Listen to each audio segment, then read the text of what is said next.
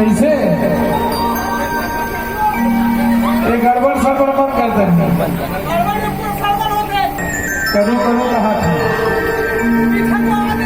है ना, चलेला मीठा खवा था है ना। ये छत्तीसगढ़ वाली चूड़ी